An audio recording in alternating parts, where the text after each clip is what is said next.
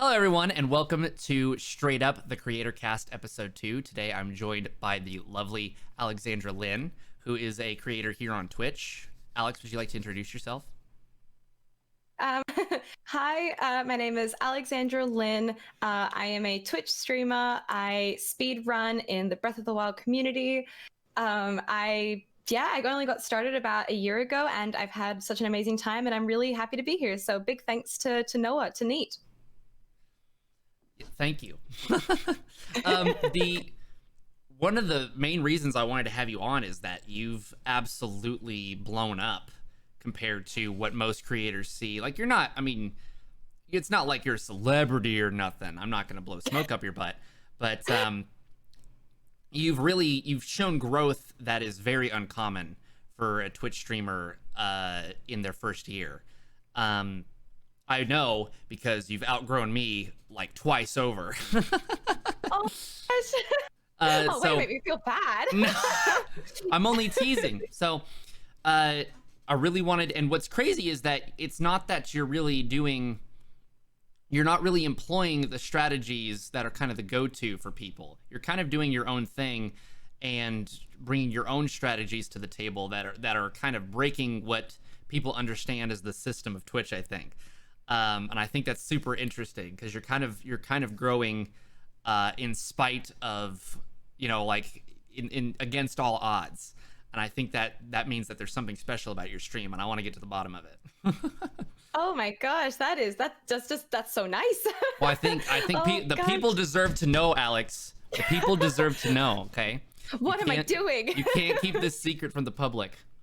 Oh my goodness. Well, oh my gosh, I think a lot of my growth at the moment could be sort of, attached to, and this is going to sound kind of almost a little bit terrible, but I really got into speed running at the same time that COVID and the coronavirus sort of happened. And so at that point, I think a lot of people needed a lot of content to binge, and, people were at home a lot. And so at the same time I was doing that, I think a lot of people were really jumping on Twitch. So I think me getting into a community along with people being online more, I think kind of just, put it together and, made more growth essentially.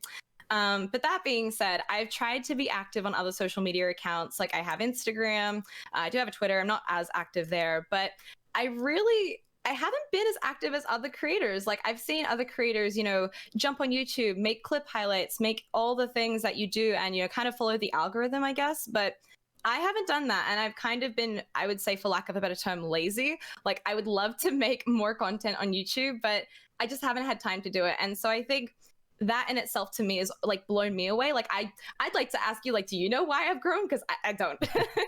But yeah, no, it's I've been trying to figure it out. I think it also comes down to like this sort of interaction that I have with my stream and my chat. Like I do my best to kind of be, I don't know, not this. I think a lot of people who stream tend to be this like untouchable sort of like persona, but I don't want to be that. Like I want to be, someone they can relate to. I want to be like a human pretty much. Like I want to make sure they know they can relate to me. That we're two of the same thing. Like we're people. I think that's the biggest thing. Like a lot of people don't tend to make that connection they do with their viewers. And so that's what I really try and do with my community as well. So yeah. I mean, that's pretty much the biggest part. That and the fact that you've chosen a niche in speedrunning a huge game with such a ravenous community. I would say. Yeah, no, 100%. Like, I think, because I started off streaming I think it was almost a year ago in August last year, and I started off variety streaming. I would play, from Breath of the Wild, Zelda games, Pokemon, Luigi's Mansion, like anything. I play like all the different Nintendo variety games, and I just didn't see any exponential growth. So it wasn't that I got into speedrunning because I thought that would grow my stream. I got into it because I really enjoy it, and I look up to so many people in various speedrunning communities. And I always looked at speedrunning as if it was, some sort of unattainable thing, that only gods with god hands could do it. So, like god gamer hands. And like, I never thought that, half the glitches and half the things that people do were something that I could do. And I took it really slow. I started learning the route for Breath of the Wild Wild because obviously you got to pick a game that you love, and that's a game I love. So I got into it, and I think joining the community and also making friendships, not with the intention to network with people, but, making friendships with people. Eventually they talk, people come to your stream, and that in itself, just being a personable sort of, personality, charismatic personality, Yeah. I think that had something to do with it as well. So I think being able to be a part of that community really was a big part of my growth too. For sure. That's you. Yeah. I pulled you up on Twitch Tracker the other day, and you can see there's a definite spike. And anybody at home can do this. You pull up AlexandraLynne on TwitchTracker.com or whatever it is. You can see that you've got steady growth over the course of like 6 months or whatever, and then there's like an L where you can see where you started speed running, and it just went through the roof. Yeah. I think it'd also be really bad if I didn't give credit where it was due. So I got rated by Point Crow, and so I am so thankful. Like, Point Crow also had exponential growth. I don't know where his growth came from, probably similar concept, but he also speed runs lots of games, but he kind of does it in a meme sort of sense. Like, he speed runs kind of seriously, but kind of not, more for the laughs. And he rated me, and he's rated me a couple times now, and every time he has done that, oh my goodness, my stream has just blown up, and I am so thankful for that. And his community has come over, and the ones who obviously enjoyed the stream stuck around, which has been really great. So yeah, I'd pretty much be nowhere. I think I wouldn't have grown as much as I have if it wasn't for him too. So that's also important to mention, I think. Yeah, I was gonna bring that up. You've kind of, what you've done is you've joined a niche in speedrunning, specifically Breath of the Wild, and then you've been kind of a shining light in that community to the point where the people who have the growth and have the viewers have noticed you despite not being among them, if you want to put it that way, and so when somebody like Point Crow or somebody like Small Ant 1 or somebody involved in that kind of community takes notice of you, it can that can kind of create a funnel where usually with raids you see maybe one or two people out of literally sometimes 1,000 that will stick around or will actually pay any attention to you. But instead, because you've been a productive member of the community and you've made yourself known, you have had a lot of people stick around, and then you've sent them my way, and people have been like, "Oh man, he looks like Point Crow, doesn't he?" And did they say that? Yeah, they did. Yeah, the other day when you raided and I was playing the saxophone, they were like, "This kid looks like Point Crow." That's so funny, because like I never thought of it, but now I can now see it. Oh my gosh, that's hilarious. It's Scott the Waz and Point Crow. Everybody says I look like now. Oh my god, I can see it. Yeah, you're also, it's fun to point out, you're 2 for 2. I'm 2 for 2 rather, having speedrunners on this podcast now. Yeah.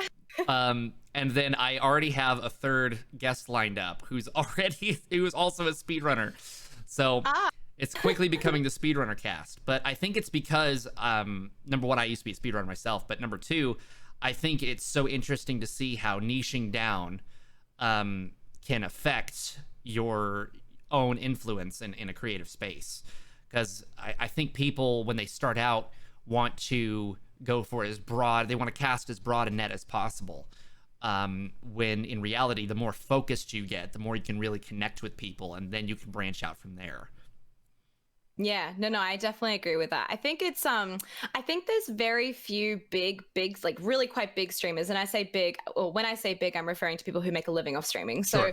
like big streamers who are variety streamers who, I don't really see many big variety streamers in general. Like, I feel like those who are big streamers have a niche of some sort. Like, they'll have a game they play competitively.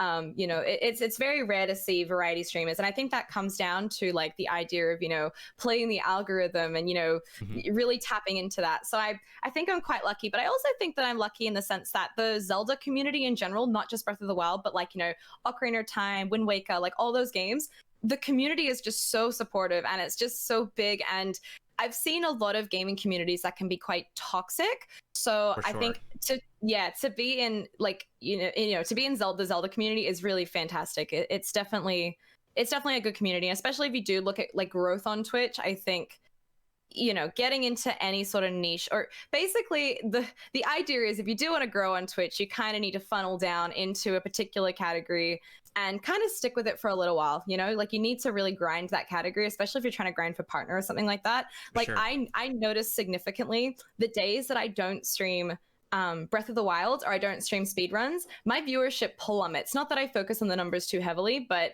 you definitely, you can see the viewership tank when you don't do Sure. that sort of days. Yeah.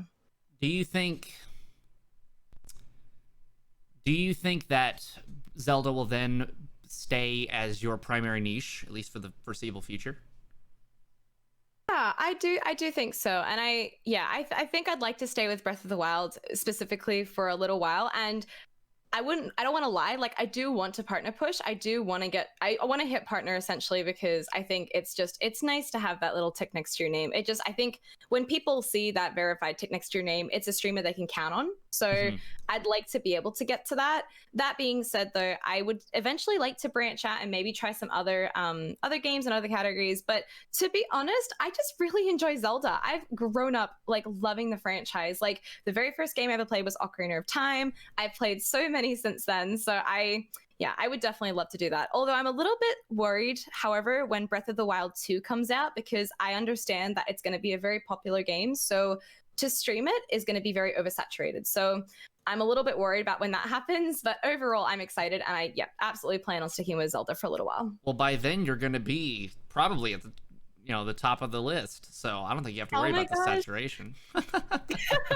My goodness, I feel like you've got higher hopes for me than I do. Well, then I think you should make it your goal then, because that's kind of the way to stay afloat, is to be on top of the water, right? That's it, exactly. So, I mean, yeah, I definitely plan on continue the growth on Twitch. I've really been enjoying it, and I've been enjoying meeting new people as well. I'm a little bit scared to grow on Twitch because part of me obviously wants to have a larger stream and a larger audience, but I'm scared that my audience might become too big, that I might lose faces and I might lose the people who I love chatting to. And, because you jump into people's streams like Crow and Ant, and, I love them both. They're great people, but like, you see their chats moving so fast, and it kind of scares me a little bit, like, as much as I'd love to grow, that notion scares me. I think, that it's actually quite possible. I used to share that same fear, but it's actually quite possible that I've seen a chat that was 1,000 people in a just chatting stream where the focus is on the chat, and the chat was manageable, and part of it was the nature of the culture of that particular streamer, and part of it was the simplicity of 30-second slow mode. Because then 30-second slow mode gave everybody the ability to say what they wanted to say, and only what they wanted to say, and only what they needed to say. And you lose out a little bit on the memes and the reactions, but you get to keep the connections that you make with your community. And I think once you and I get to that point, we can start experimenting with things like sub-only chat on certain days, follower-only chat on certain other days, things like that are made for those bigger streamers when they still want to maintain a connection to the community. And then your content can speak for itself when somebody isn't in chat, and then when they decide that they want to support you financially, they can come in and become part of the greater community and things like that.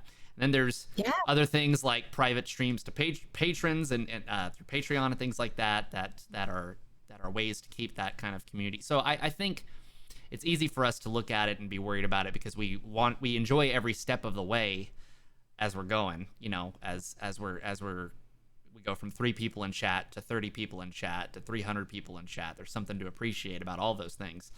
But I don't think you have anything to fear. I think you'll figure it out. No, I think you're right. I think you raised really good points. I like the idea of slow mode. Like I like the idea of slow mode because whenever, as a viewer especially, like when you do have to type in someone's chat that is moving, a million miles an hour, it makes you think about what you're going to say and make sure it has like, some sort of importance to it. Like, not saying that you could type things that aren't important, but, it makes you think about what you're going to say when you can only say something every 30 seconds. So no, slow mode's a great tool, I think, on Twitch to have, especially for larger audiences as well. It helps with moderation as well, because your moderators can keep up with chat and can keep Toxicity out, and we'll touch on Toxicity here in a little bit. But I think you're doing well right now to capitalize on the fact that you're a little bit new to speedrunning, and you're new to Breath of the Wild in that form, because I think people will go to they'll go to Small Eye, they'll go to Point Crow, and they'll see somebody who's practiced and somebody who's got all the tricks down and everything like that. But something that really hooks people these days is stories, and they want to follow people's stories. And when they see somebody like you, they get to see kind of the training montage play out in real time, where they get to see you learn the tricks, and they get to see you go through the struggles that people don't really see in these bigger speedrunners, because they're stumbling upon them when they're already big, And so you're bringing people on this journey. That's what Zelda's all about, right? It really is. to be this, like, you've got this, you're like, I have this dream and I'm gonna make it happen, and people are like, fuck yeah, let's do it. Like, they really want to get behind it. So I think you're capitalizing well on that. I think you're taking your viewers on a journey with you like that. Yeah, I think you've like really hit the nail on the head. Like, when I got started with speedrunning, I think that a lot of people came into the stream and they were just really excited to learn with me. Like, a lot of people didn't really understand the behind the scenes of a lot of the tricks and the glitches that you do. And so for me to come in and, learn them and kind of run them through on stream for everyone to watch and for everyone to see, it also made it so much more valuable when we did have the little wins, like when I finally did get my first, shrine clip, or when I failed my first, whatever. So it's definitely about the journey, I think, and especially when you do eventually get a PB, people go absolutely wild off of it. Like, they love it. They love to see that someone they've supported for a little while has succeeded and has the potential to keep succeeding. So I think that there's something to be said about people joining your stream to watch the journey. You're exactly right. Like, there's definitely something to be said about that, for sure. I think it's applicable regardless of what you do. I think if you're an artist, and you want to share the journey of making small pieces for yourself, to taking your viewers on the journey with you, to making logos or designs or overlays for these huge brands or these huge peers in the business. Or if you're a videographer and you take people through your earliest, experimentation in your films or whatever you do, and then you go to these bigger budgets and the behind the scenes. I think taking people on a journey and telling them your story is kind of the meta. It's the thing to do.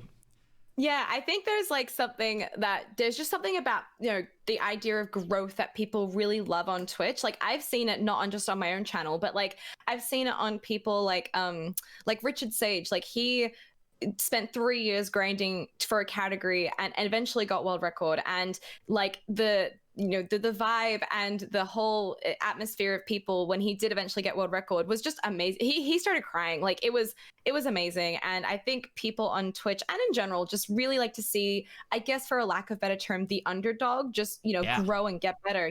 Like, I'm even like with things like fitness journeys, or like you said, art and things like that, looking at what you were like 10 months ago or whatever to what you are now, like that in itself, people love to see that. And I think it's because it's something they can relate to themselves as well. Like, totally.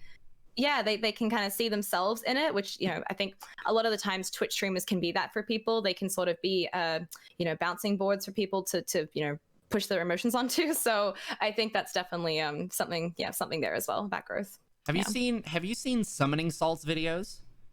I haven't. No. The evolution of speedrunning videos is what they call.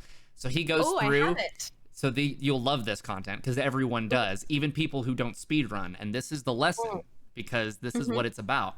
Is I think one of his earliest videos is like the evolution of Super Mario 64 speedruns. And he will go and he'll be like, in 2002, somebody sent a VHS into Speed Demo's archive that had a camcorder recording of a speedrun on it. And this was the time they got, and this is the strategies they employed. And then through the community found these strategies, and then the world record was brought down to this time, and then the world record was brought down to this time. And then in the modern day, we saw these figures come in, and he goes through the entire history of a speedrun's world record and how the world record's been lowered. And he does that for different games in different categories. And people will come into the comments and be like, I don't even watch speedruns, but I love these videos. And you see that a lot in any sort of topical YouTube channel's comments. If you there's a saxophone player or a saxophone teacher I'm subscribed to on YouTube, who has videos on just like how to get better intonation on the saxophone and how to better take care of your saxophone. I'll see comments that are like, I've never even picked up a saxophone and I don't even plan to, but I'm still binging all these videos. And these creators have really figured out how to create this bingeable content. Even though it's part of a niche, it has this broad appeal because it talks about a journey. You know, people who aren't into boxing have seen Rocky. You don't have to like boxing to have seen Rocky, but we watch Rocky not because it's about boxing, but because we want to see him beat the guy, right? That's it. Yeah, 100%. I think that like when you can sort of tap into that, like not that like emotional, I guess. Like I don't know if I want to say it's emotional, but you want to tap into someone.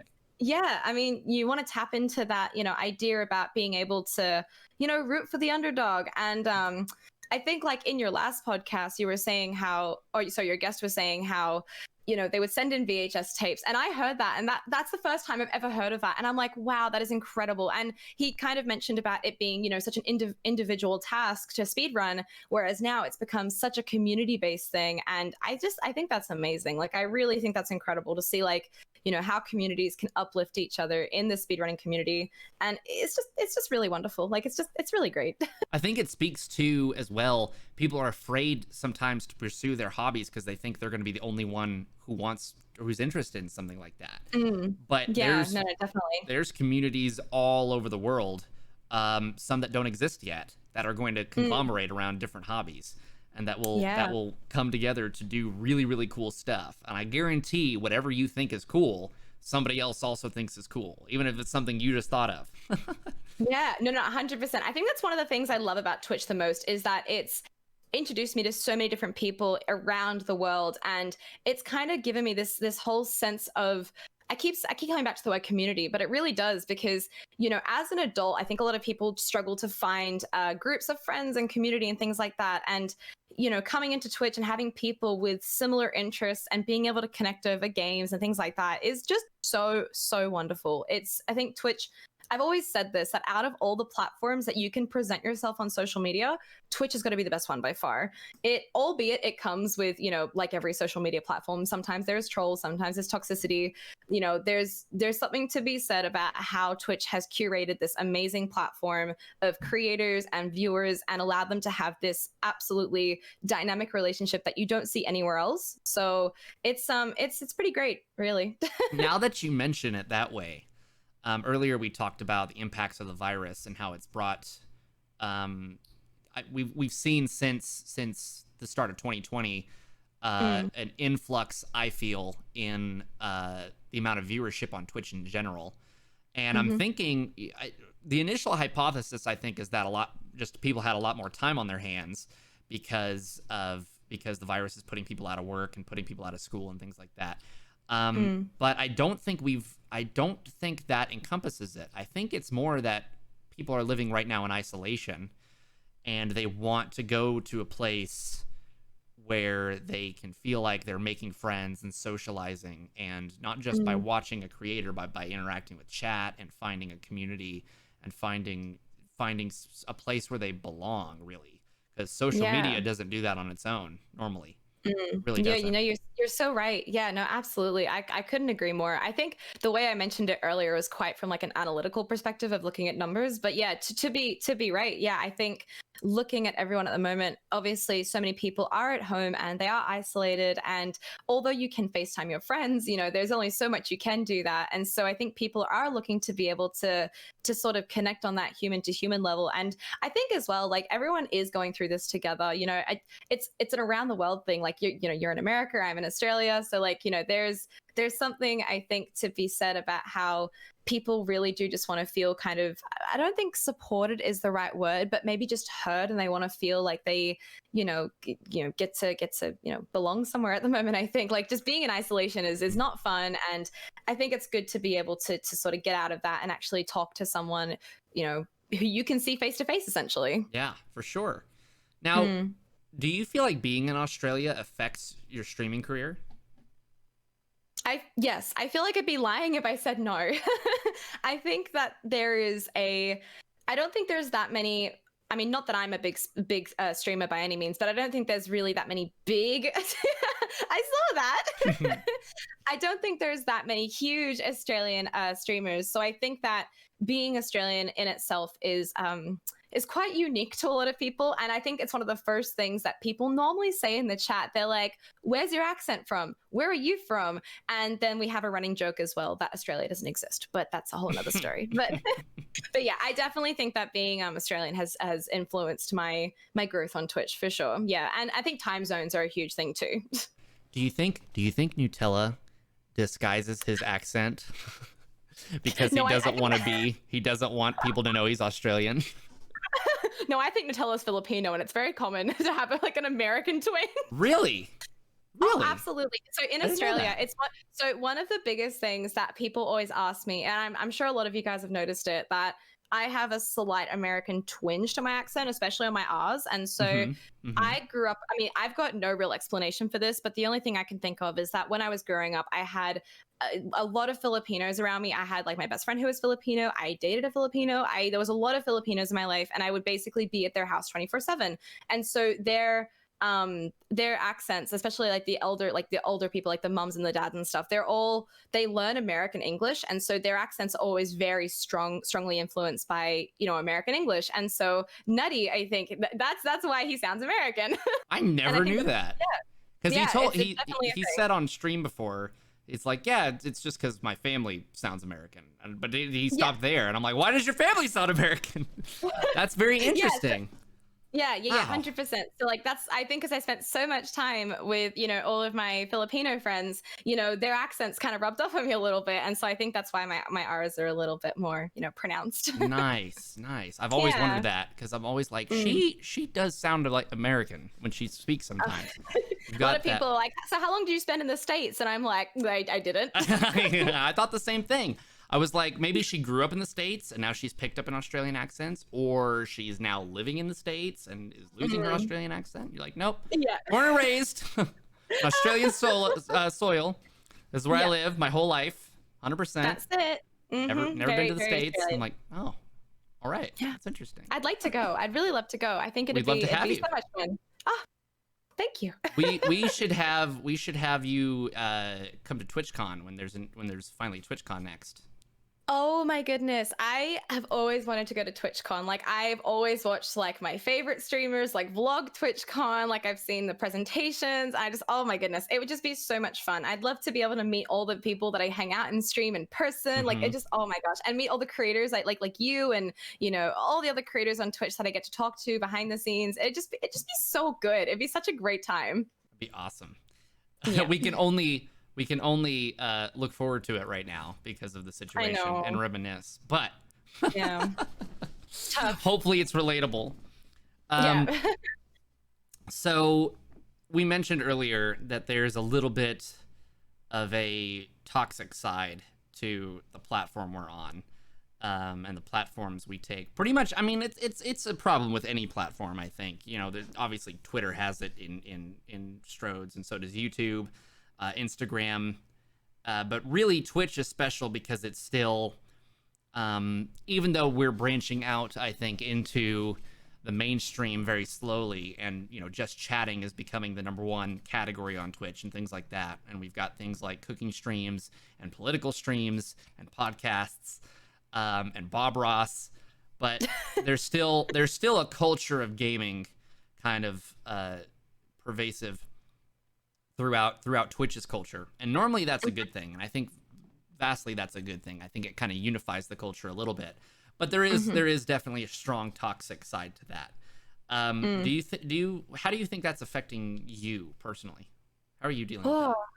Yeah, no, it's definitely it's a very good thing to touch on, and I think it's good to be kind of transparent about this because I think we glamorize a lot of Twitch streaming of oh my god, it's so great and it's so much fun and viewership and people and subscriptions and all that kind of stuff. But when reality, there's actually quite a lot of it's quite a lot of negativity behind it, and a lot of people don't recognize it because our moderators do such a good job to make sure it doesn't come into stream. But Hmm. I think the biggest thing about Twitch in comparison to other platforms when it comes to toxicity and let's just say bad eggs and people and like that, I think online and Twitter and Instagram, I think you can kind of hide behind anonymity a little bit more because you can post a comment and you may not see it until a few hours later. But Twitch is very live and it's very much in your face right there. So if someone comes into your chat and says something horrible, you have to read it right there, and it can affect you in a lot of different ways. And I think you get a different kind of thick skin when it comes to Twitch. You get a little bit more resilient, and especially, and I'm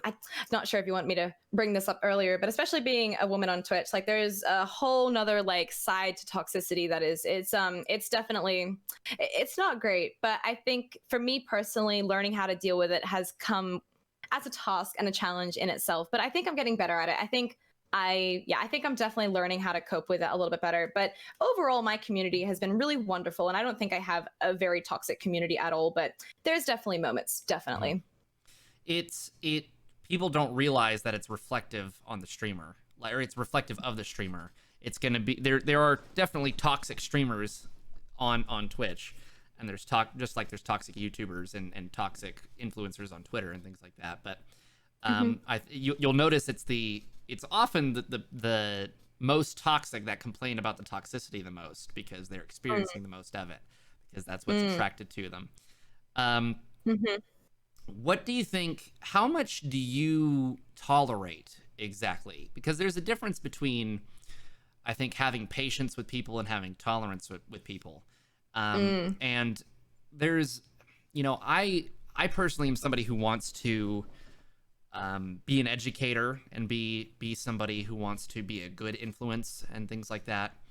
And Mm-hmm. sometimes people will come into chat, and it won't be the chat for them, and because they are a bad influence. But Mm-hmm. I want to be able to recognize them as people who can change. But Yes. how when do you think we have to draw the line between having tolerance for people like that and Yeah. no tolerance for people like that? I think that's a really wonderful question to pose because I think one thing I love about your chat and your community in particular is that you will happily go into discussion about a lot of hot topics that a lot of streamers just will not touch at all. So I want to commend you on that. I think that's really, really incredible that you'll happily talk to streamers and talk to viewers, and you'll try and educate them and you'll share your point of view and you respectfully expect they'll do the same. And that's really nice. I Thank think you. when it comes to drawing the, you're welcome. But I think when it comes to drawing the line, I think my mods will probably agree with me with this, but I think I I think I give the benefit of doubt when it comes to people who join my chat, and I will let them, just sort of filter themselves into the chat, but then I probably let it go a little too far sometimes because I sometimes don't recognize trolls before I probably should. So my mods are really great at that. They'll sort of see it before I do. I think I'm a little bit too naive when it comes to that, but I I think I personally draw the line when one, it's blatantly someone who is trolling, and it's obviously a troll account. They're just purely there to try and get a reaction, and that's not something that I want to foster in my chat. And two, I think I draw the line when someone crosses the line. I think when someone Absolutely. crosses my boundaries, I've had some people be or make me feel really uncomfortable on stream, and they haven't necessarily done anything wrong by anyone else's standards, but they've made me feel uncomfortable. And at the end of the day, it is my stream and my community, and my job is to make sure it's a safe place for everyone to be. And if someone does cross that line, then I don't have to give them an explanation. I Sure. I simply get to say that you made me feel uncomfortable, and that's that. I have a funny example of this. I had to ban someone the other day, and I do feel a bit guilty. I do feel a little bit bad because this individual, and I will say it was as a man or a boy, but this gentleman, um he offered to help me set up my randomizer and my Ocarina of Time randomizer stream. And normally I don't reply to my DMs. Normally I just sort of let Hmm. them go, but I engaged with this person and I probably shouldn't have to begin with, but I did that and I chatted to them, and they consistently constantly were like persisting to do a voice chat with me over Discord. And I was like, you know what? I don't actually know you that well. I feel kind of uncomfortable. And so I pretty much, after a few messages, just said, hey, actually, I don't want to do this anymore. I'm sorry. I thought this was a good idea, but it wasn't. I've changed my mind, and you've made me feel a little uncomfortable. And so that was that. But then this person came into my chat again while I was live, and happily started talking about like the same thing. And it was like, oh, I really enjoy my Discord conversations with you, even though I simply gave him no reason to, it really overall. And it was that sort of behavior that I was like, this is not the community I want to foster. Like, I don't want you coming in here making me feel uncomfortable, making other people feel uncomfortable. So that's the kind of stuff I'd happily just say no, just ban. Absolutely. And I don't think you should regret that. I don't think you should. I don't think there's much to regret, because I think you explained exactly how you felt. You explained exactly what you wanted and what you needed. And I think that person should learn from that experience. And I think you gave them the opportunity to learn from that experience. Yeah, I hope so. I really hope so. That's the idea. Because we can give them the benefit of the doubt and say that perhaps he didn't have any, bad intentions. But coming off a certain way or giving a certain impression is something you have to learn, and something that is a skill, and something that has to be taken into consideration, and something that you have to be held accountable for. And I think it's okay that you held him accountable. Yeah, definitely.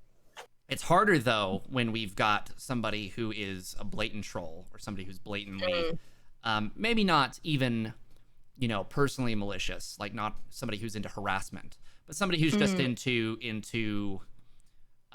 being a general dick, or just being a or just generally trying to get under people's skin. They'll come into chats, they'll post something blatantly over the line, racial slurs, hate speech, campaign slogans sometimes.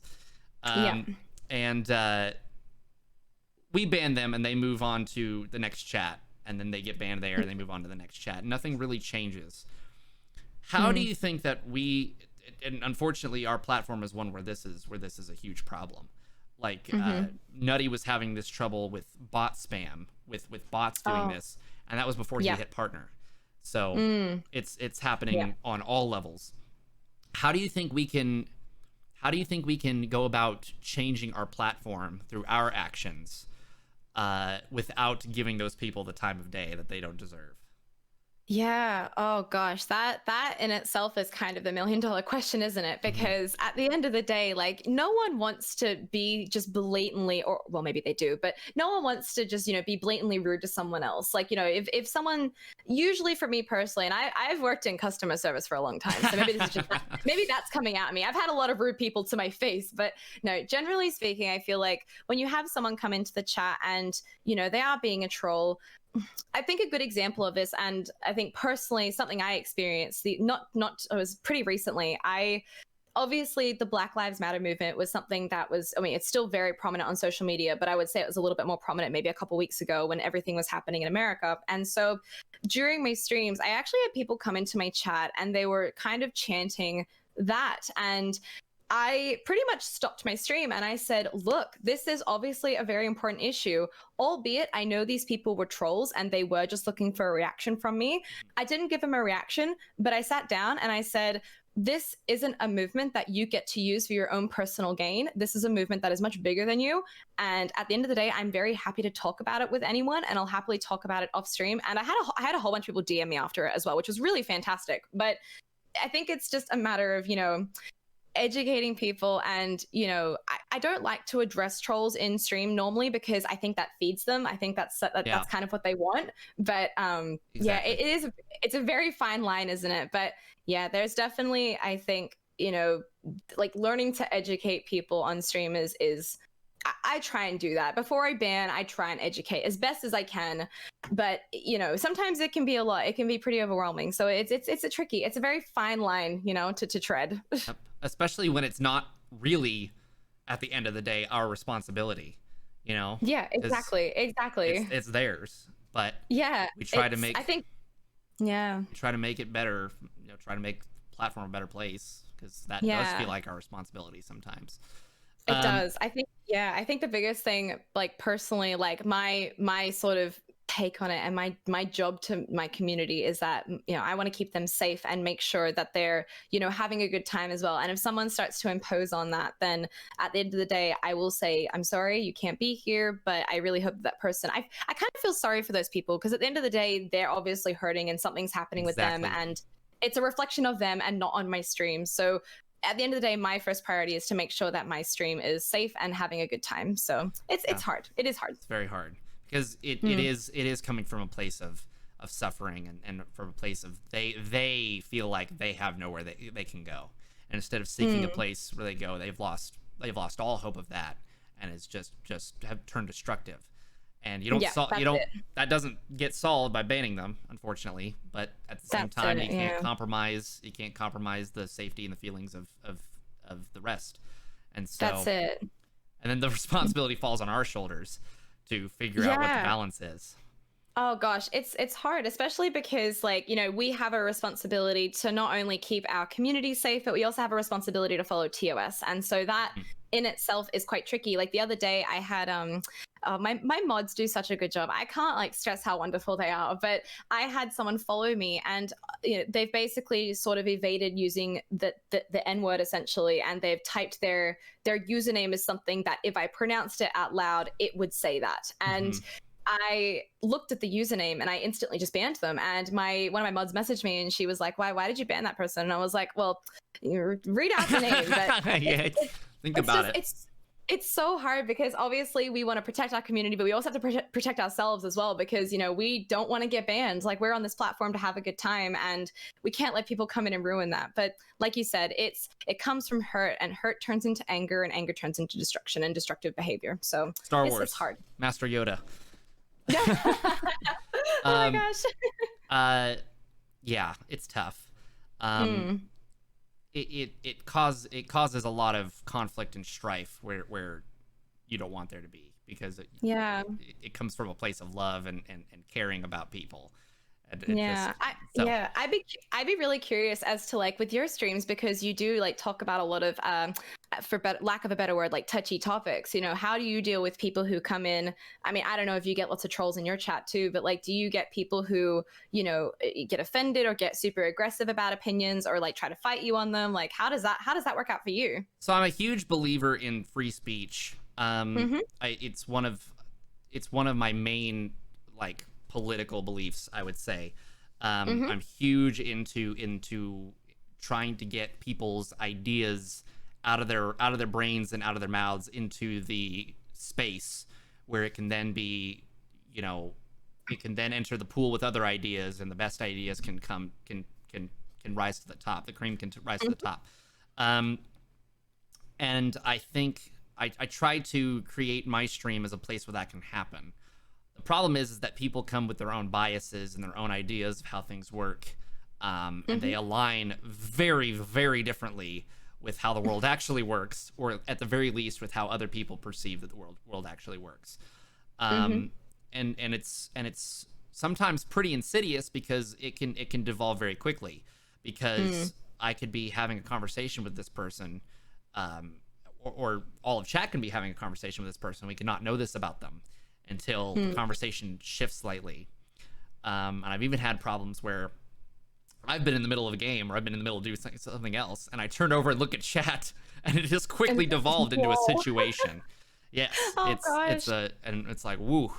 So I created, I don't like this term, because it gets I think this term gets bastardized a lot, for lack of better phrasing. But I've created a safe space in my Discord. I call it the soapbox, lovingly, but it's a place where discussion and really arguments and flame wars and all that can turn into a place of understanding and education. So I created the idea is that if somebody comes in and they're speaking about a topic that they're clearly not educated about, and perhaps in a viewer's eyes, in one's eyes that person is making a fool of themselves or something like that, or is just saying something that is problematic, and they sometimes don't even know it. One can go into the soapbox and be like, hey, here, this idea was brought up on stream. This idea is problematic for these reasons. Here's articles about it. Here's some history behind it. Here's some things that have informed my beliefs on it, and I think it'd be useful for everybody, or for you, or for whoever. And that applies to me too. There are sometimes topics where I have no clue what I'm fucking talking about, and then I'm the streamer, so I'm expected to comment on it, and then I'm like, I actually have no clue what you're talking about, and now I'm a little embarrassed because I feel like I'm not doing my part in being educated. So please educate me. And so I send them over, and then I read it after stream, and I engage with them on it as best I can when I can. So I think we need more spaces like that where people can talk to other people as people, because there's a lot of tribalism these days, and it's very easy, even if you are very clearly on the side of good, and many people are very clearly on the side of good, it's easy to accidentally dehumanize the other side. It's easy to dehumanize trolls, for example. It's part of the reason we call them trolls. Yes. So I think everybody getting a little bit more human is part of it. Yeah, no, I think you kind of explained that very well, and I think that, I mean, like you said, you've bastardizing the term of, safe space, but I mean, I think it is great that you've got, a space that people can go to if, something that is spoken about in the stream, hasn't really sat well with them, and they can come and talk about it later. And I think that opens up the idea, because I think when you start treating people in a way that, for example, if you have someone who doesn't have an opinion that you either agree with, or that it's just completely different to your opinion, a lot of people will just shut it out and completely shut down that other person, instead of accepting they might have another idea. Whether it's right or wrong is irrelevant, but I think it's really great that you've created a space where people can talk about it. And I mean, obviously in Australia we don't have the amendments, but I think the idea of free speech is it's really important. I think it's really important that people can voice their opinions in whatever sense that may be. So yeah, I think you've done a really good job creating a space that allows for that. Thank you. If I do say so myself, I hope it becomes a sort of norm, or other creators find even better ways to do it, because I think the default is to simply stray away, or to silence conversations of that nature rather. I think oh, sorry, go on. Thank you. There's a stream that I've been frequenting lately, that I won't name, because I don't want to talk bad about this person's community, because I love this streamer and I love the community they built. Sure. But their stream lately, I've been attracted to it because it's one of the most positive. It's felt like one of the most positive communities I've ever found on the platform. But the other day we got talking about, there was a conversation brought up very tertiarily, about transgender people, and about non-binary people specifically, and it was a chat of about 1,000 people at the time, and it very, very quickly devolved. Oh gosh! Very quickly got out of hand, to the point where the streamer didn't even realize it was happening, because he goes even 30 seconds without reading chat, and it's disastrous.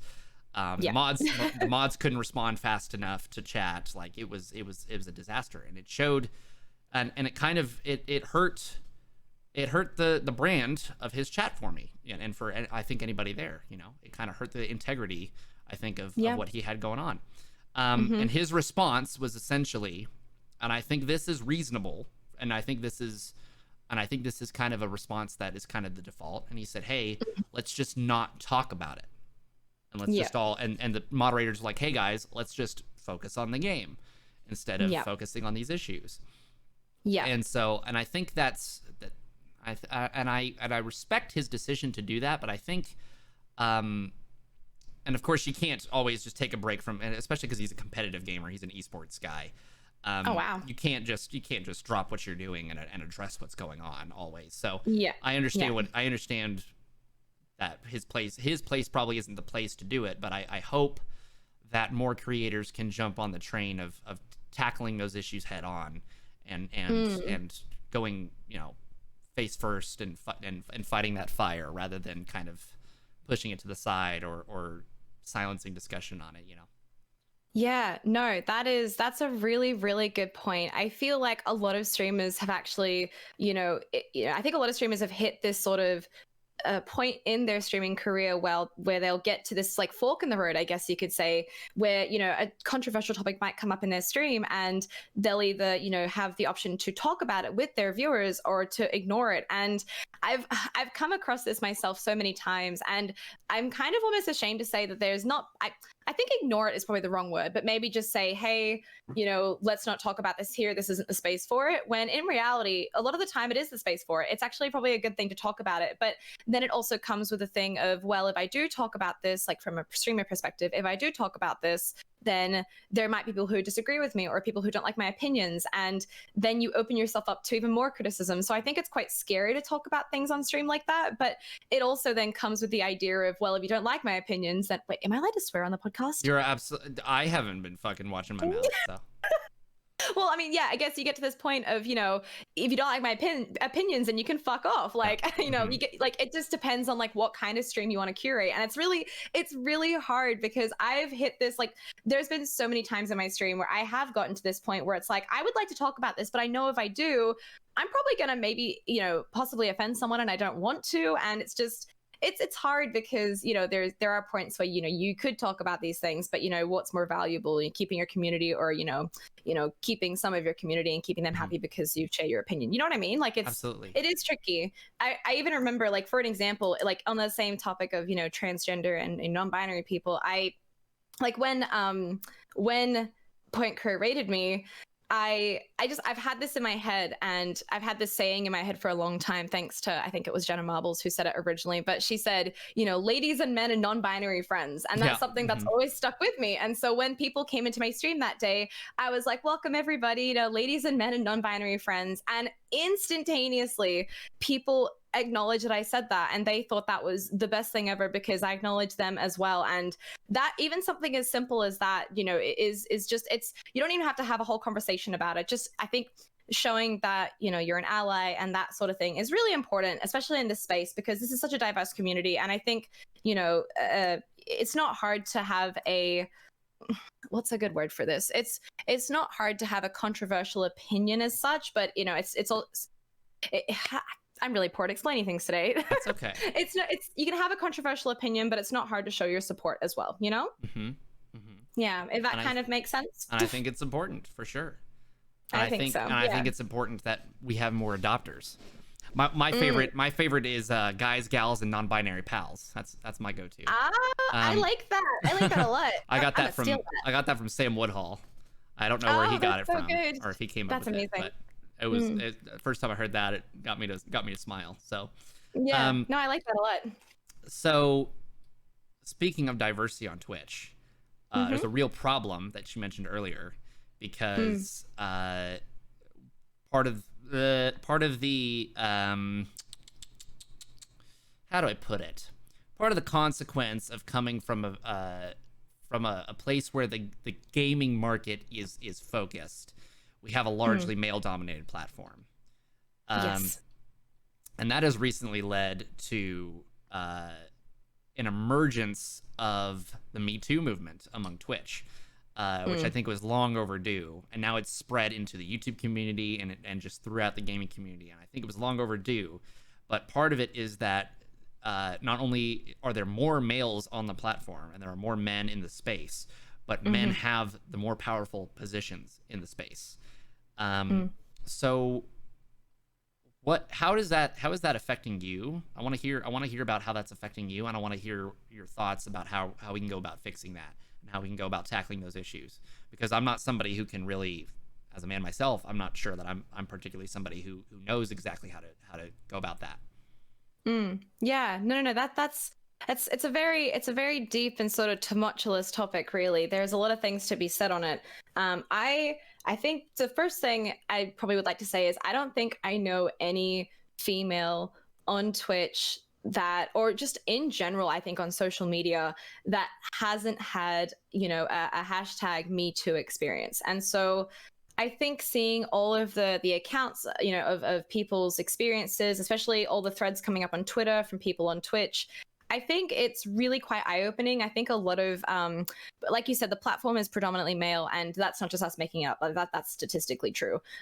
Like, you know, I think there's a lot to be said about males not actually recognizing there's an issue. I think a lot of males on the platform don't. I mean, I think it's also because, you know, a lot of women don't feel comfortable sharing these stories until now. And so a lot of the men who are on the platform, I think it was Ninja, or maybe it was Shroud. No, I think it was Ninja, said, I didn't know these things were happening, and I'm so sorry, and I stand with all of my women counterparts, you know, like I stand with you. And so I don't think I have a solution on how to fix it, but I think the first thing to be done is to voice it. And I think Twitch has done a really fantastic job in addressing those creators that have had issues, you know, sort of brought to the attention.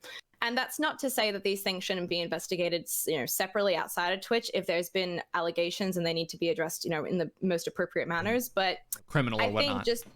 Exactly, yes. And I think also there's something to be said about just the overall tonality of it. I think that there's a conversation that needs to be had about how we look at these sort of issues, because I've seen so many threads on people sharing their stories. And again, I'm just generalizing here, but a lot of males will comment on these things being like, oh, that's not abuse, or, you know, why didn't you stop them, or why didn't you say something? And it's like, well, this is the conversation that needs to be had, is that, you know, a lot of the times when these sort of incidences happen, you know, women don't necessarily feel like they can speak up because they're in a position where it's better to stay quiet. And that's really sad. Like, I've personally been in positions, and I haven't been on the platform long enough, I think, to really experience the full extent of this, but I have no doubt that I will at some point, and that's kind of scary to me. But I've been in positions in real life where I've, you know, been, you know, in a position where I've had a male colleague or a higher up in my workplace, and they've done something to make me feel uncomfortable. And if I say something,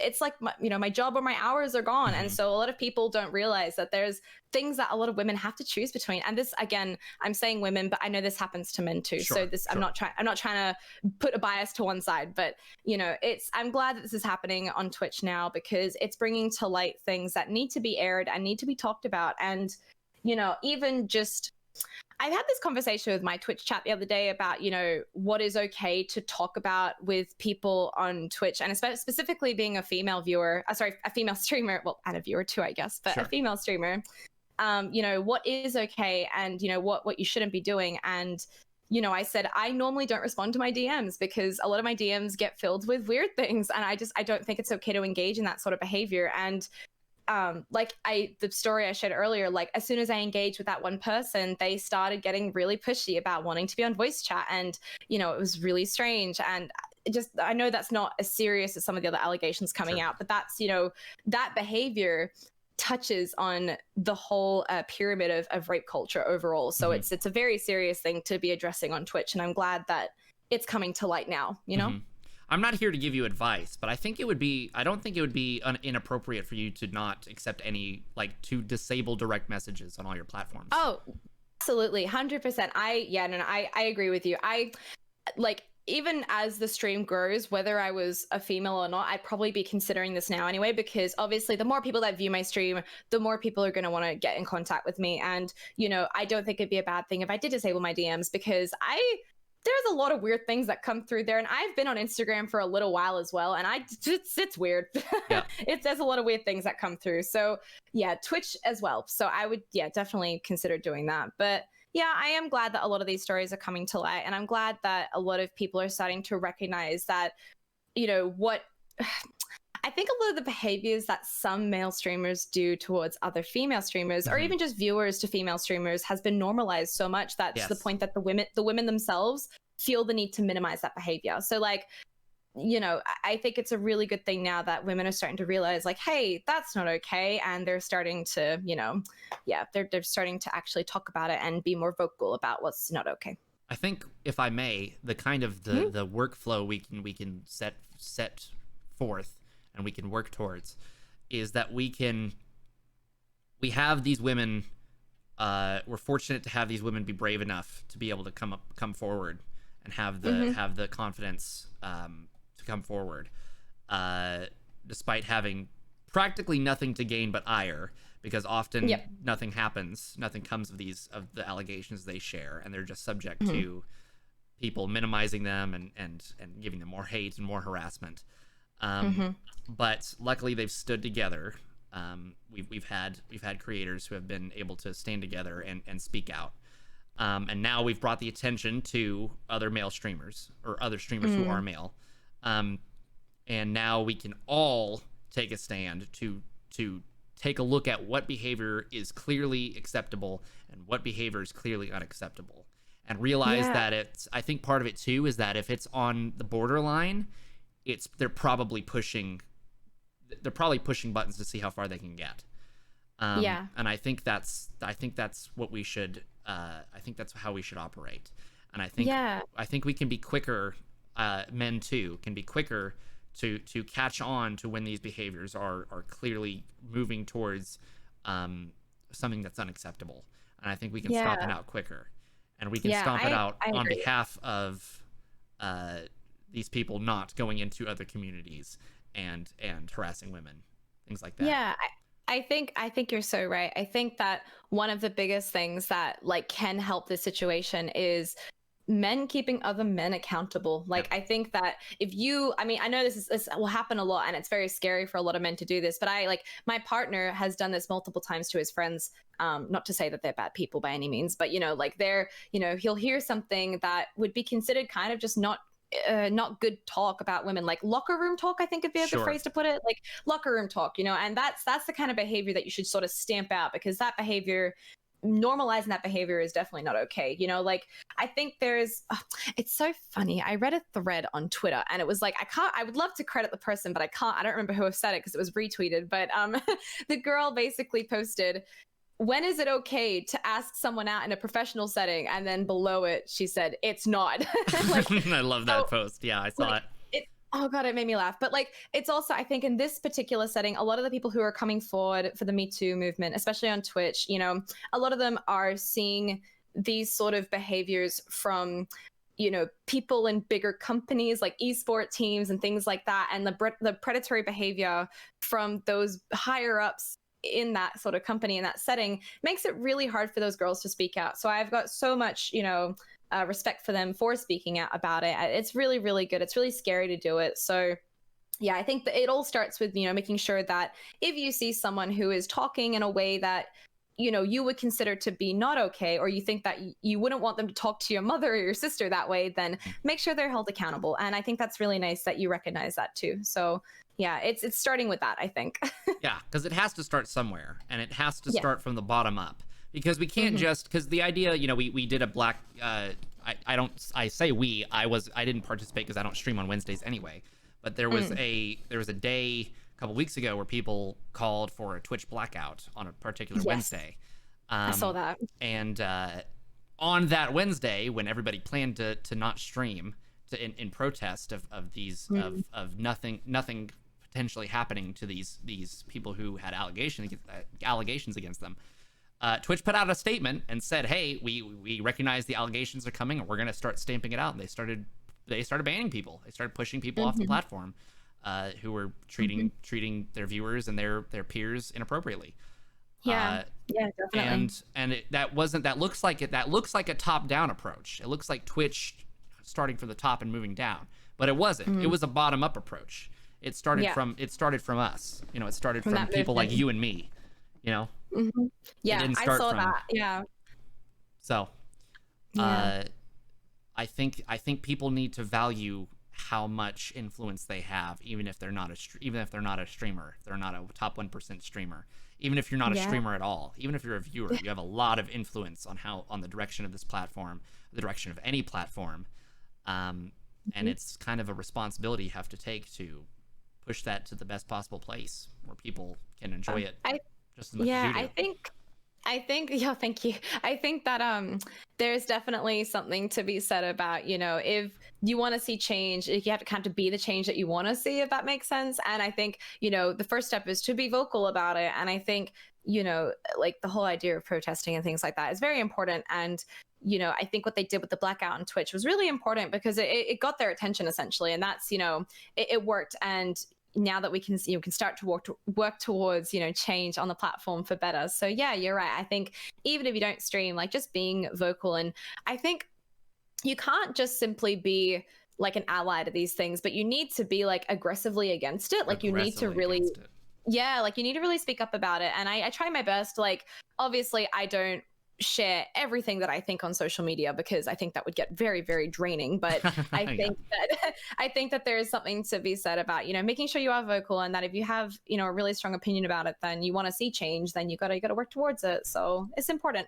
I think humble people like us, if I dare say so myself, also have to get over this imposter syndrome where we feel like when we speak out about something, sometimes we fear that people are going to see what we have to say and think that we're grifters, and we're only saying it to jump on the train of influence and where it's going. Yeah. And I think we have to get over that fear, because I think I think it's a little irrational. I think we have to I think we have to speak out. I think we have to 100%. figure out creative ways to do what's right. So yeah, oh gosh, I remember when I had that influx of trolls that day on my stream, and about like the people coming in talking about Black Lives Matter, and I actually stopped and I spoke to them about it.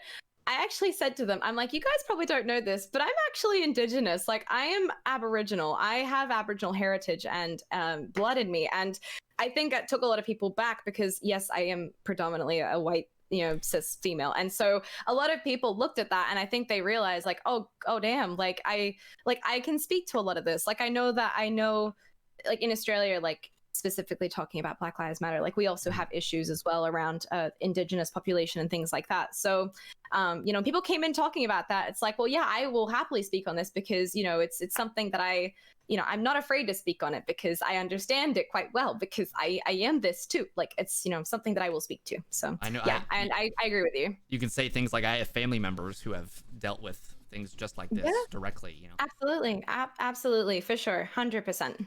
And I think people who don't, I think people who have the privilege of not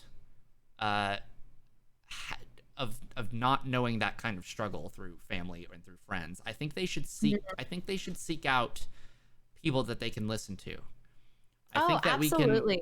we can, I don't have much. I've got some Native American paths through my family, but I don't really have any sort of I don't have any family that speaks of it or that really has struggled like people in America have struggled historically.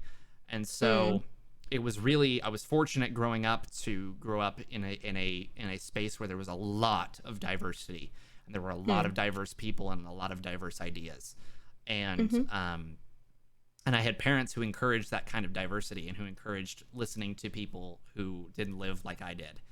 And I've benefited vastly from that. I feel as though that is a greater privilege than being than not having to suffer like that. So I think people who haven't had that privilege should seek out people who are diverse and who think differently than them, and who see the world in a different way and have suffered and have their struggles. Because I think it's easy these days with the tribalism going on to kind of say, well, I've never suffered from that, so that can't that surely doesn't exist. Because if I didn't suffer from that, then surely nobody else has suffered from that. It's very easy. Like if I didn't physically go through it, it didn't happen, right? Yeah. It's easy for men to say. It's easy for somebody like me to say, well, Alex is only a creator. She's not that. Her influence is about as big as mine. Her streams is about as big as mine. I haven't gotten any DMs that have made me uncomfortable. Like it'd be easy for me to say, well, is it her? That would be the easy thing to do. The difficult thing to do is to confront the fact that you have a vastly bigger problem than I do being on this platform simply because of who you are. Yeah, I think that there's like something to be said as well about there's a lot of individuals, I think, who still hold this idea that, because you're a girl on Twitch or a female on Twitch, that you automatically have a free pass to everything. Like, you get all the viewers, you get everything. Like, you're going to become partner like that. And it's like not attuned to anything else about you. It's just because you're a girl. That's it. There's nothing else that you could possibly do to make you be a good streamer. And gosh, oh man, that strikes a nerve with me. Yeah, it's a narrative that needs to be stomped out. Because I don't subscribe to that idea. Yeah, and not only is it destructive, but it's simply untrue. Because it is, you and I have discussed in the past, and we discussed a little bit before we did this podcast. There is a wonderful video for our listeners by a man called Devin Nash, and it's simply called "The Truth of Being a Woman on Twitch." And I think it speaks volumes to the environment that women get in general in social media, or any sort of situation where people can be hid behind a keyboard and don't have to reveal their true selves. Is that there's a narrative built that it's easier for women on Twitch. There's a distinct narrative built around there. It's the e-girl narrative is kind of what I would call it. And it's this idea that because the viewership is predominantly male, and the marketing is often to young men, that young men want to see pretty girls play video games, right? That's the idea that they take with them. That's the bias they take with them. And so they see women streamers or they see streamers who are women succeeding, and they say, well, they're not doing anything different than what I'm doing, so it must be because of they think, right? And so they say, well, it must be because it's a girl, and so they're just drifting on the fact that they can sexualize themselves, and it's completely untrue. Like, it's not even remotely. There's statistics that you can view that Devin Nash goes through that prove that women get less viewership, they get a higher bounce rate. They're not as financially successful. All of the most successful streamers at the very tippity top are white men. Women. There's even a heat map that he goes through on words in chat that gets spoken a lot, and in men's chats, it's predominantly PogChamp, Franker Z, emotes, Kappa. reactions, Kappa, cool, awesome. And then it goes to women's chats, and the heat map spikes at boobs, ass, tits, cosplay. Beautiful, cosplay, just objectifications, essentially. Yeah. And I think the word he used was obnoxious. Yeah.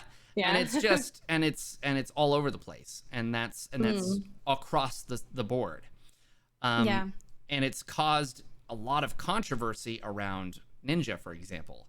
Ninja came forward and said, I don't know if you know this, but Ninja said a while ago, he said, I will not play games, I will not collaborate, I will not play Fortnite with, I will not stream with female streamers or with women. I did hear that. I didn't read the whole story, but I definitely got snippets of it from social media. Yeah.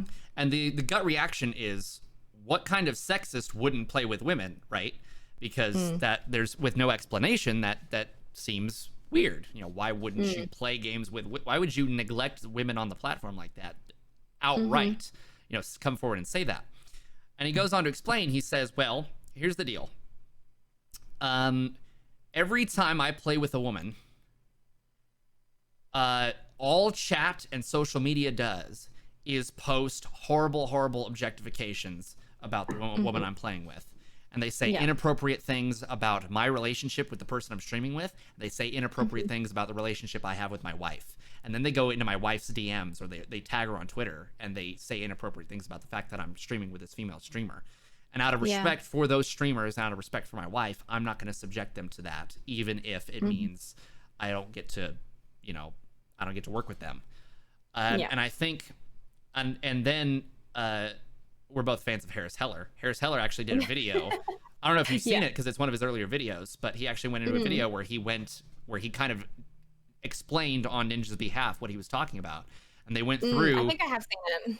And they went through Jessica Blevin's Twitter account, which is Ninja's wife, and just went through all of the comments she was getting about it, and just how horrible they were and objectifying they were. And Yeah. And so it takes people like Ninja, but also more importantly the thousands and thousands and thousands of us that there are fighting that actively, like we've been talking about, to really Yeah. start to shift that narrative and start to stomp that out. We need to kill Yeah. we need to kill the e-girl narrative. Yeah, no, definitely. I think that video you sent me with Devin Nash, and by the way, if you guys haven't seen it, I would definitely recommend it. It's a very interesting video. I didn't know what I expected from it, but it was really interesting because it was from an analytical perspective about women on Twitch and the whole narrative of, women on Twitch, have it easier, like truth of women on Twitch. And to be quite honest, it's just not true. Like it's simply not true. And I think I don't like to, I think this is just me personally, I don't like to like pull the whole "oh poor me" sort of thing, but I think being a female on Twitch and getting into speedrunning in particular, I will always have this baseline of audience that will just come into the chat. And I think the biggest thing that bothers me, and I think this is a rite of passage for most speedrunners, but you'll have people who backseat. But I think that because I'm a girl, Mansplaining.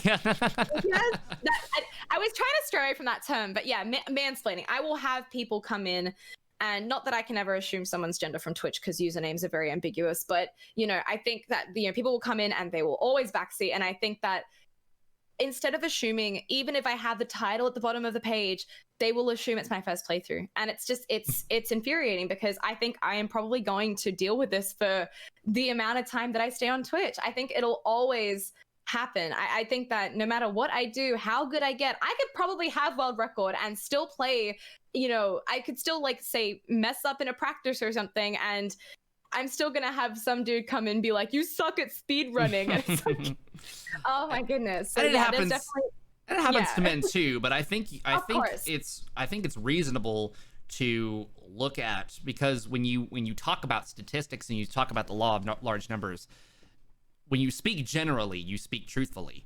And what I mean by that is that if there is a chance that you're being essentially profiled by your gender into being somebody who needs to be mansplained, or needs a good mansplaining by these viewers who are going around and mansplaining, then you're going to be subject to it. I think it's reasonable to assume that is what is happening. I think it's reasonable to assume that it's going to exacerbate the problem of backseaters.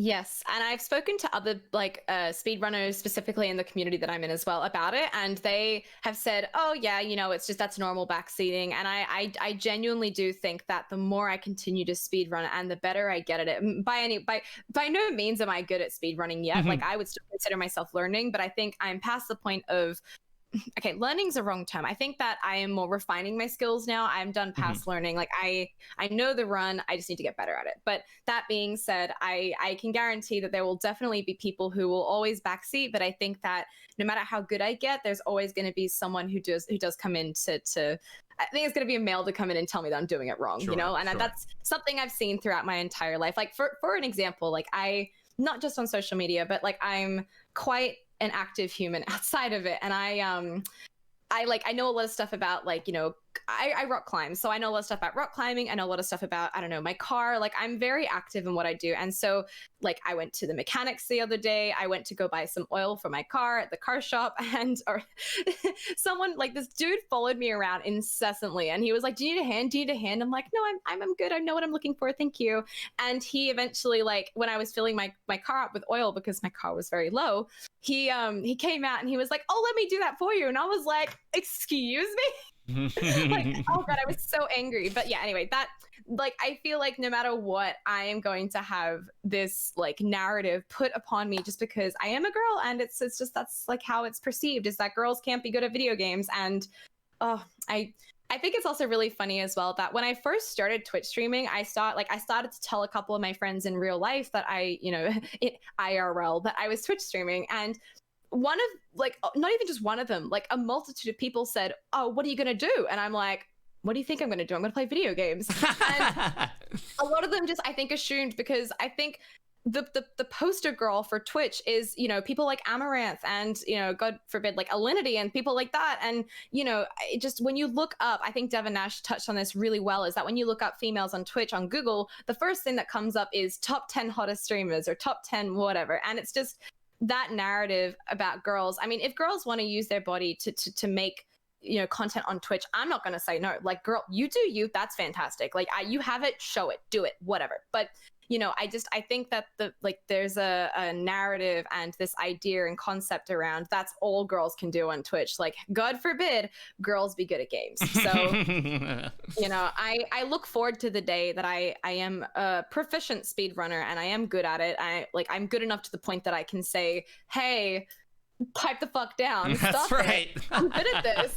So I look forward to that day. But yeah, I agree. I think there's definitely this narrative that, girls are to only be on Twitch to be, for lack of a better term, a titty streamer. So I want to break that, but I also want to encourage the girls who do use, I don't think selling sex is a good term for it, because that's not really what they're doing. Like, I think Devin Nash really hit the nail on the head with Amaranth, and I know a lot of people are probably going to disagree with this, but at the end of the day, she's making content. She is so active with her chat. She is doing everything right as an influencer and a content creator. Whether you like how she does it or not is irrelevant. She's very good at it. And, she's very hardworking. She does a lot of physical activity in her streams. She does Just Dance streams, whatever else she does. Like, she's honestly a boss. And I respect her for it. It's not something that I would do, but I respect her. And it's something that we shouldn't just, tunnel people in, 1,000%. 1,000%. I don't think we should be judgmental about how people go about succeeding with their stream, as long as it's within terms of service, right? Yeah, that's it. Exactly. Pretty much, like, there's nothing to be jealous of. Good content is going to be, because Twitch is a place where a lot of content gets made. It's no accident that the best content is going to be at the top. It's just no accident. It's numbers. At the end of the day, like, the reason that she's on top is because, she is, she's creating good content, and, she's being very active. She has a lot of alerts that work with, bits and cheers and things like that. So, at the end of the day, if there's a guy or, any individual at home who's sitting around playing video games with no webcam and a really shitty headset mic being like, why aren't I getting viewers and followers? Well, it's probably because you're not putting in any damn effort. That's right. Yeah. There is a frustration that comes about because creators will put their heart and soul into what's been going on, or they'll put their heart and soul into what they want to do, or they feel like they're putting their heart and soul into what they want to do. They start the grind, they call it. They like to glamorize it as to becoming, successful when it comes to content. But they lack the self-awareness that if something doesn't work, it needs to change, or they lack the self-awareness that there are strategies that I could employ, but it doesn't interest me, so I'm not going to do that. Like, I don't care about social media, so I'm not going to make a Twitter. Or I don't care about making YouTube videos, so I'm not going to make a YouTube. Or I don't want to show my face, so I'm never going to use a webcam, or things like that, where you're shooting yourself in the foot, and then you're looking at the other racers and going, why are they winning the race? Yeah, no, 100%. Like, I could not agree to that anymore. Like, I could talk about content creating in Twitch all day, every day, but yeah, like, it's so true. Like, you have people who genuinely will sit there and complain about not making any growth on Twitch or in social media in general, like YouTube and stuff, but they're kind of, like you said, shooting themselves in the foot. Like, they're not doing the right things to grow. And essentially, besides, there's a few little bits of luck and chance in there, but essentially there is a way to grow on Twitch, and it is some simple steps that you should put in to really to see that growth, and I think that a lot of people just aren't bothered, simply. Yep. And then they take that frustration out on others, and that comes out as, well, I had tits I could show, blah, blah, blah, blah. And so, oh my goodness, yes, I've had that narrative thrown at me so many times, not just by like people on Twitch, but like in real life. Like, people are like, oh, they only watch you because you're a girl, and I'm like, wait, really? Oh my goodness, tell me more.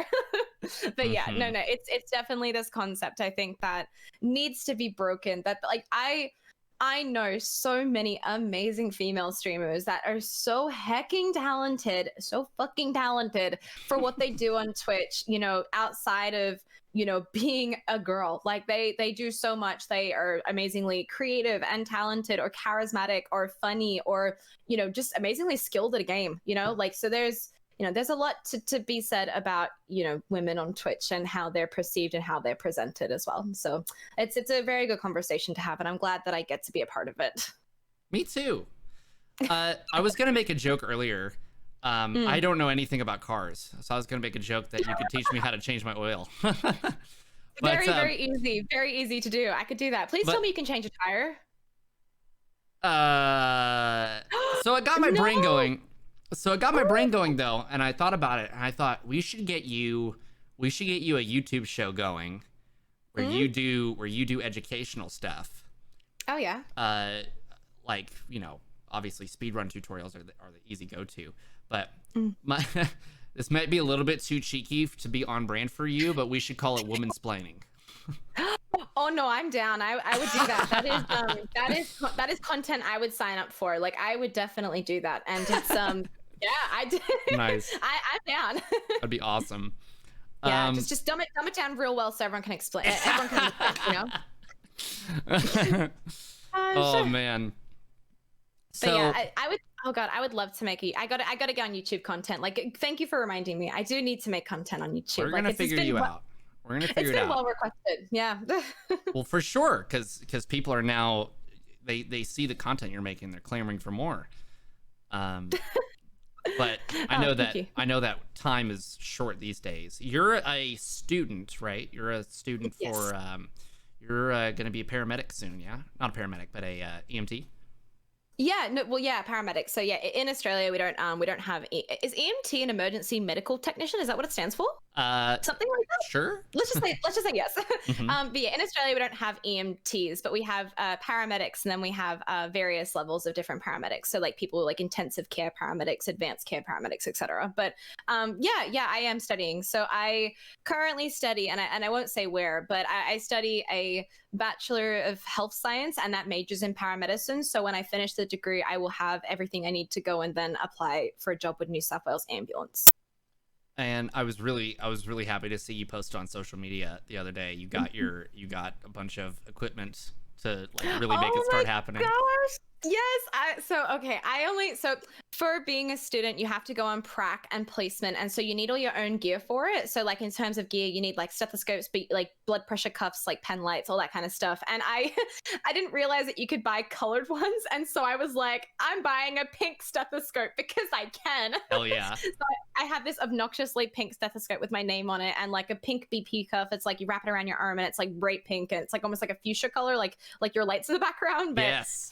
yeah, it's I'm very happy with it. It's some really good gear, and I'm really glad that I got into this degree. It was something that I thought was extremely unattainable, especially like all the way from high school all the way up to I finished my last degree. Like I never thought that I would ever be in a medical field in any sense, because I honestly, to put it very simply, I thought I was really dumb. So well, yeah, you already have a bachelor's degree in music, don't you? I do.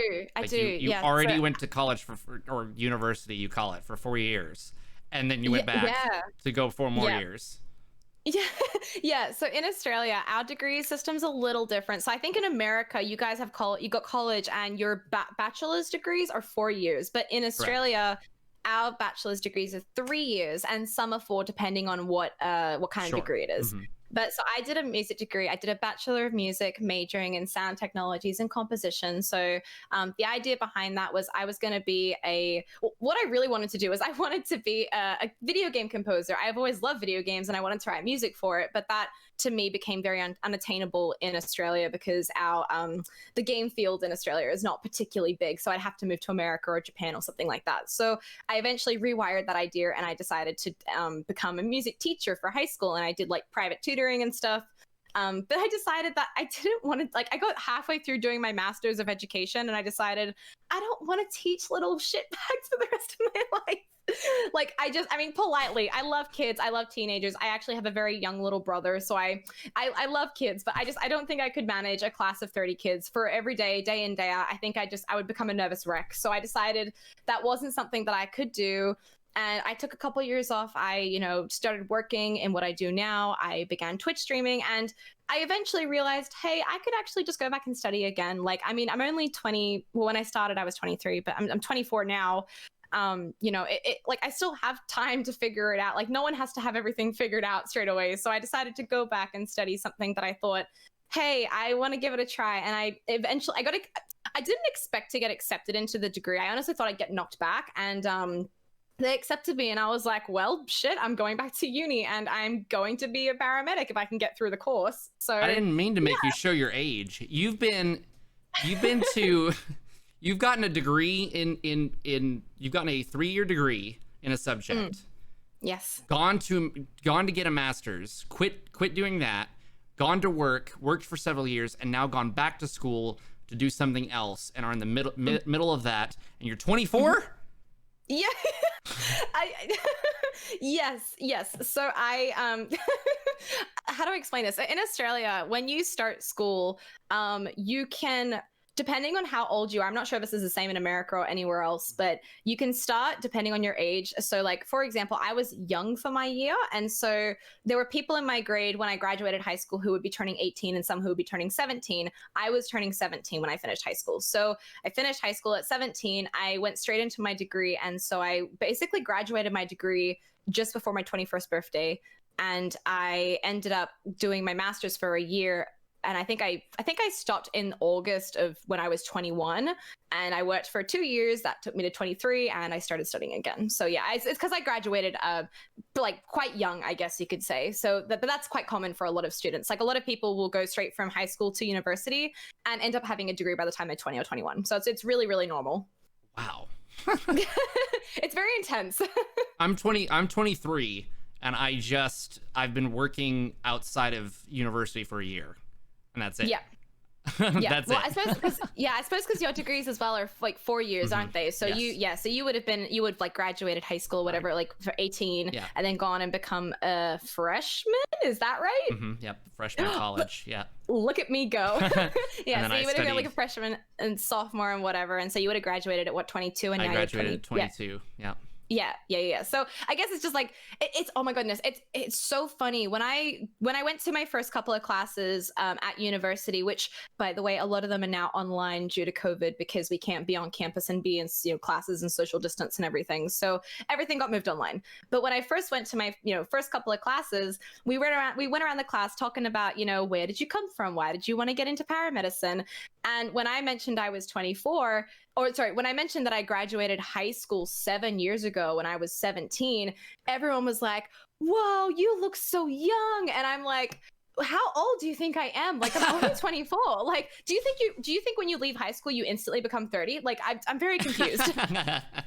So I think it was a bit of a shock to everyone that I was 24. But yeah, no, it's been a whirlwind of a couple of years, definitely. I think when I first finished my degree, and got through half my master's and had that realization that I kind of, for lack of a better term, I guess I wasted. I mean, I didn't waste it because I don't regret it, but I spent 3 years of my young adulthood being at university for a degree that I really am probably not going to use at any point soon. It's quite overwhelming. So taking a couple of years off just to get my head right and figure out where I'd like to go with my life and my career was quite important. So for like anyone who is listening and genuinely is unsure about where they want to go, like, you don't have to know. And I promise you, if anyone tells you they have it figured out, they're probably lying. I was literally just about to say the same thing. It's the reason I asked. My gosh. Obviously, I wanted you to share a little bit more about your personal life, if you could, with the listeners. But also, I think there's this narrative on young people, especially it's very pervasive in America. I'm not sure if it's especially so, but I see it very personally. I see it. There's this narrative that as soon as we graduate high school or we graduate from whatever, we end our required learnings, Mm. that we immediately have to figure out what we're going to be doing until we retire. Yes. And that is putting a lot of anxiety and a lot of pressure and a lot of undue stress on young people in all over the world. Mm. And I think it goes to show you that even if it takes some hardship and it takes some financial turmoil and some personal turmoil Yes. and things like that, it's always possible to find out exactly what it is. It's always possible to change gears and shift your career and shift it, move horizontally, move vertically, do something else.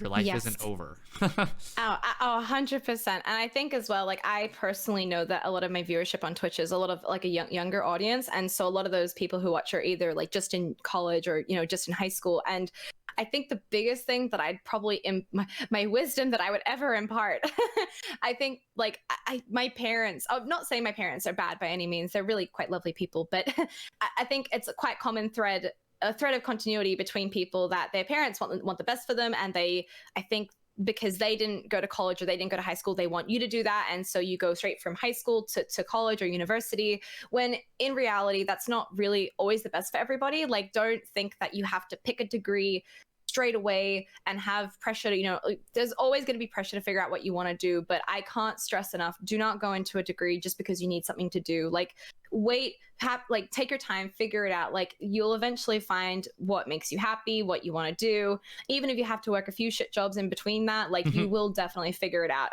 Yes. and something that I'm happy I did was I found something that interested me, that I knew could make money, and I knew it could fund my future endeavors. That's even so if wonderful. even if it wasn't something that I thought I would be doing the rest of my life. I thought it's something I could dip my toe in, and now I use it to fund streaming. That's where my expendable income goes. So That's really wonderful. That honestly, that's like the best thing you could possibly ask for, is if you can do something that makes you happy and you have a passion, and it's really wonderful. I think like the biggest part for me, or the hardest part for me, was that I was so passionate about music, and I was so like adamant that I was going to do something in music with my life. And the more I got to doing it, I mean, sometimes you do have to try things to figure out that's not what you want to do, and that's okay too. I think the biggest thing is that you shouldn't feel ashamed to change a career path if it's not what you want to do.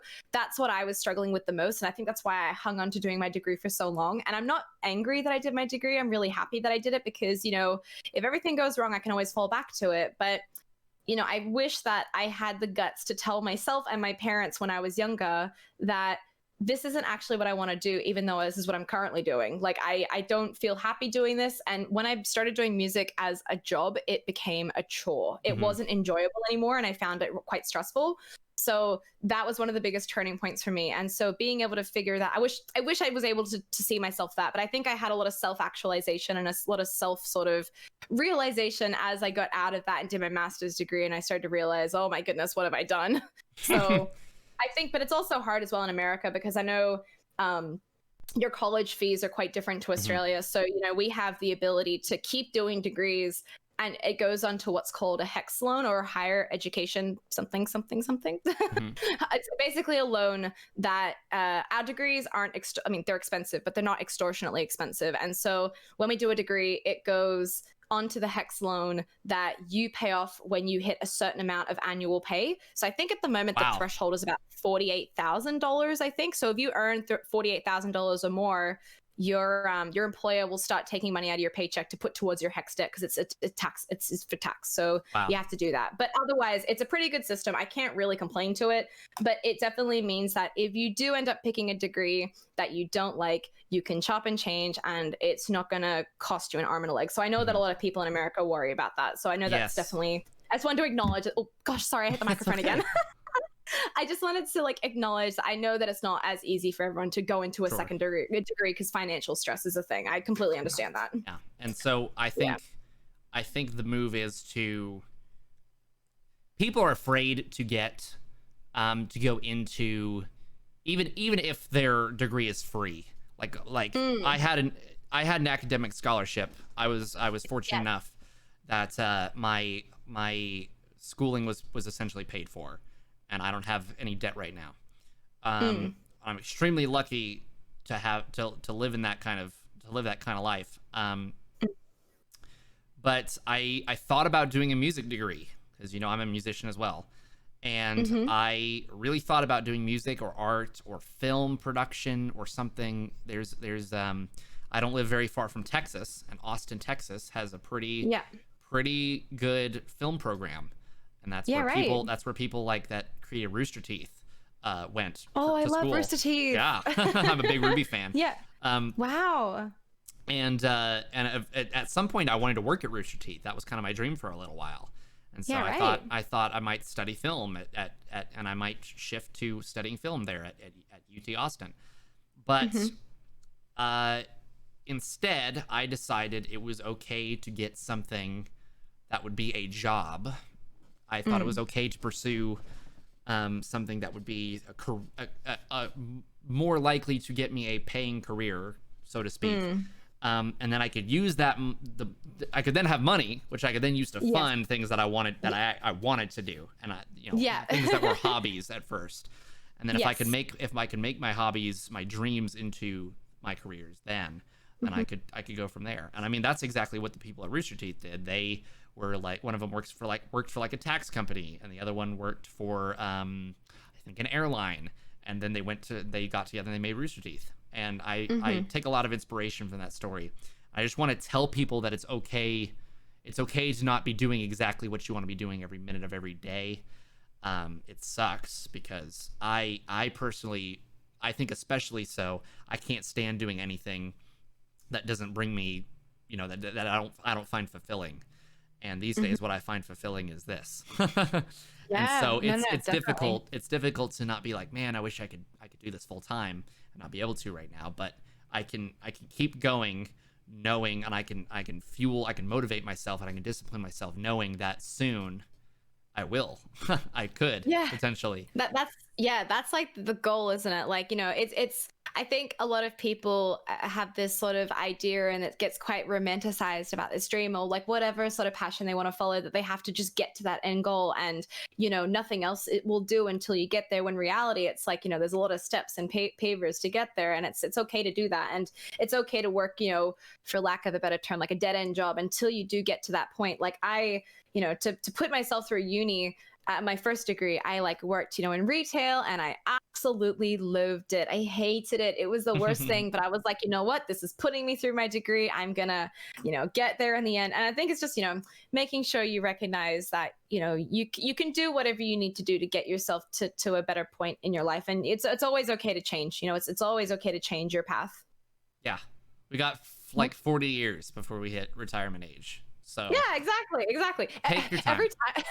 Every time. So my dad is quite I think my dad, he's done quite a 180 in terms of like how he sees my education and my career now. When I was 18, I think he was quite concerned that I was doing music. I think as most parents would be. It's an arts degree, so but I think now, as a 24-year-old adult going into another degree, I think he likes to look at it as, as long as you find something that makes you happy, makes you really happy. And I was like, you know what? Thank you. Because I think he's recognized now, after a lifetime, I think he went back to school at 30 after he realized that, being a young male in, I don't know, the 80s or whatever, he needed to go and actually get some education. So he got himself a degree in IT, I think, in some sort of like SAS programming language. And he does that now, and the data management, stuff like that. But, at the time, he was fencing up until he was like, creating fences on borderlines and boundaries of like homes and things like that until he was 30. And it's like, every time he like talks to me about my career, I'm like, Dad, what were you doing until you were 30 again? Just remind me. But now that I think he's been in his job for so long, I think he might hold some regret about not following a passion and pursuing it. So I think that he looks at me as if, I have the opportunities that he doesn't. So, I have the chance to make change in my life. If I want to, follow something else, I can. So I think now he understands that, which is quite nice. So it is good. It is really good. So I guess my last question for you is, why haven't you made any music content? Oh, got it. Hit me where not kidding. I guess, to be quite honest, the only reason I haven't made music content is because I simply don't have the programs on my PC to do it. Like, I don't have any digital audio workstations. I don't have like Pro Tools. I don't have Logic. I don't have anything like that. So if I had those, I probably would do it. I definitely would start. Okay, just on the down low, just on the down low. What I would really like to do is I'd love to make very something before Harris Heller did it. I had a very similar idea to make lo-fi beats or music beats that people could just use in the background of their music and just put it on Spotify for people to use. I genuinely, as soon as he posted, I was like, damn, I was too slow. But no, Me too. Me too. I love that. 1000%. I think with all the DMCA strikes coming through, I think that a lot of people are going to be doing that. So I encourage it. I think it's a really good idea. And yeah, I think I'm a little out of practice now, if I'm being honest. Like, I have definitely not done much with music in the past maybe 2 or 3 years. Not that I am incapable of doing it and picking it back up again, but I think that, yeah, I think it'd be really great to compose some stuff. I'd really like that. I really enjoy it. It's like riding a bike. It'll all come back to you. It'll all come back to you. Oh gosh, thank you. Oh my goodness, thank you. And also, I was gonna say to you as well that if you do want to get a music degree, I honestly, unless you need the piece of paper for whatever you're doing, I promise you, half the stuff I learned at my degree, you can probably learn on YouTube. Yep. I've learned a lot about music theory. I used to help my friends with music theory homework. Oh my goodness, really? Just to flex. But just as a little flex. Just to flex, yes, because I would do my own research. I'd figure out. Some of my friends are like, dude, you understand modes better than I do, and I have a degree. And I'm like, well, the modes are really cool, so I've just like practiced the modes a lot and looked into the modes a lot and things like that. Oh, I think when it comes to modes, depending on what you play as well is more relevant to you. So like as a singer and a vocalist, like I don't need to really know modes unless I'm doing jazz pieces. But like as a saxophone player, I feel like that is a huge thing, or like a guitarist as well. But yeah, modes are really interesting. They're very, very cool. All right. Well, I think we're finishing up here. Yeah. I want to have you on again. Oh my goodness.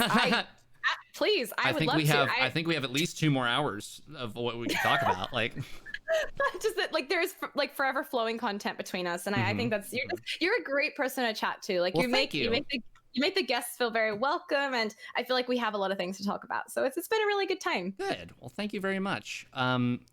So this is going to be the end of the podcast. Thank you for watching. Thank you for listening. If you're listening on Spotify, you can catch this live on Twitch at twitch.tv/NeatOnTheRocks, usually about every other Saturday. And you can catch it on YouTube with the channel by the same name. So thank you for watching, guys. We're going to head out now.